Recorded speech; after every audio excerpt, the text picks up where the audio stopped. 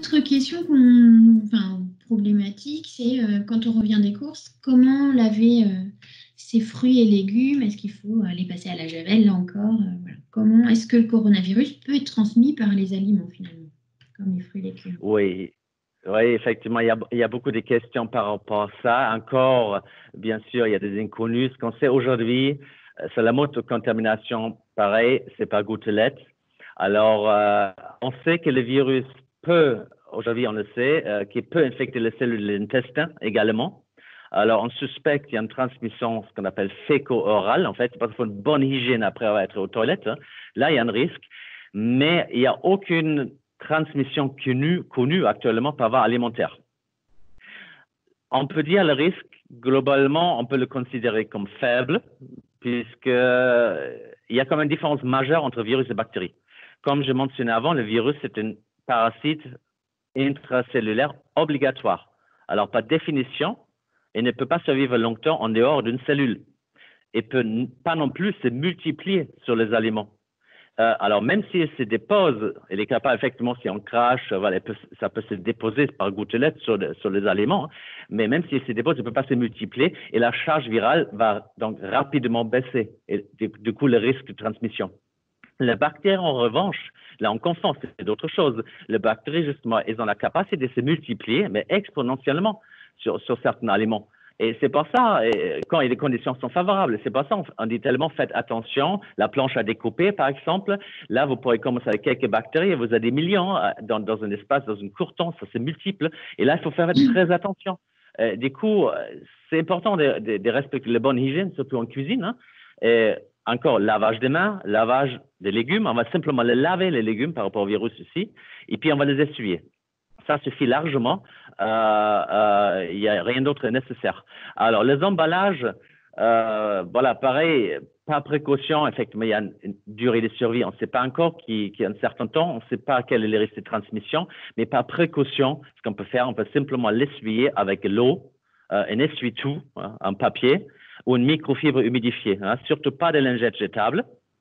Et ce qu'on peut faire aussi, c'est de mettre en place dans la structure des petites enfances, par exemple, par rapport aux rotations des jouets. Parce qu'on sait si on laisse des jouets, on laisse des vêtements, on laisse des emballages à un certain moment, sans le toucher, le virus il survit pas, il est désactivé. Du coup, là aussi, si on laisse à un certain moment le lagage et on le reprend ensuite, c'est aussi une très bonne moyen de gérer ces risques d'infection.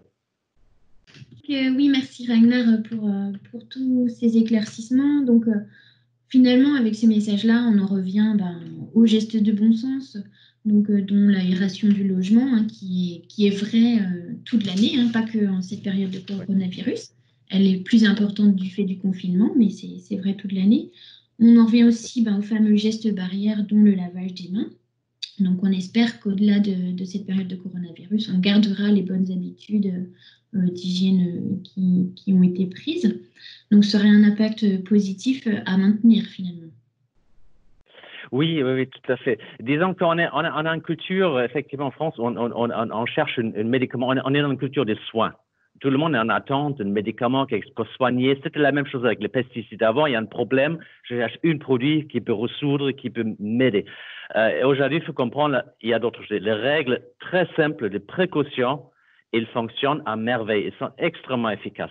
Ça veut dire aujourd'hui, on n'a pas besoin d'avoir peur, il faut simplement être vigilant et appliquer les règles d'hygiène des bases, en fait, que de toute façon, on devrait les appliquer, même par rapport à d'autres problématiques et maladies, hein. Et ça permet effectivement de protéger l'environnement, la santé et la personne le plus fragile.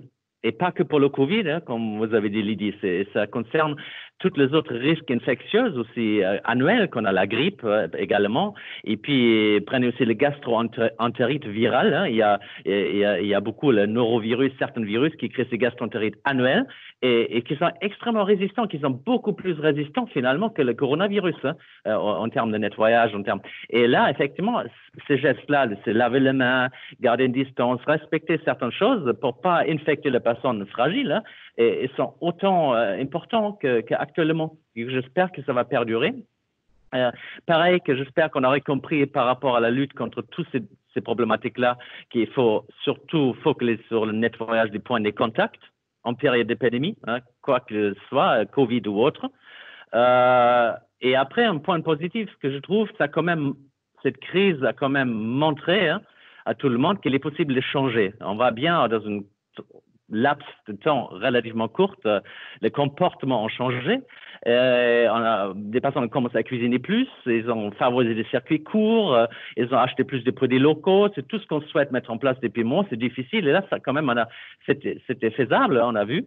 Et surtout, ça produit des effets mesurables, positifs mesurables, dans le court terme, notamment par rapport à la baisse de la pollution, de certains polluants, on va dire, de l'air extérieur. On voit bien que c'était mesurable dans le court terme. Du coup, cette attitude que certains peuvent avoir, on ne peut rien faire, à quoi bon? C'est vrai, maintenant, c'est difficilement défendable, je trouve. Et on voit bien que c'est tout à fait possible. Et j'espère que les gens ont compris. J'espère que tout le monde a compris qu'il va falloir intégrer des réflexions santé environnementale dans nos activités au quotidien, effectivement. Tout à fait. D'ailleurs, vous avez évoqué, on va conclure là-dessus, vous avez évoqué votre association Objectif Santé Environnement. Donc peut-être qu'on peut suivre vos travaux, les travaux de cette association, via les réseaux sociaux notamment. Oui, oui, tout à fait. Alors, nous avons un site Internet qui, comme beaucoup d'associations, qui n'est pas forcément très à jour, mais on est beaucoup plus actifs sur Facebook, sur LinkedIn, et nous avons également une chaîne YouTube parce que nous réalisons des vidéos régulièrement. Eh bien, merci beaucoup, Ragnar, et merci à tous d'avoir regardé cette vidéo. Donc, la Mutualité française Bretagne met également en place des choses autour de la santé environnementale, dont les ateliers Ma Maison Change d'air, qu'on espère pouvoir reprendre très vite en présentiel. Donc, n'hésitez pas à suivre sur le site de la Mutualité française Bretagne aussi l'agenda. Merci.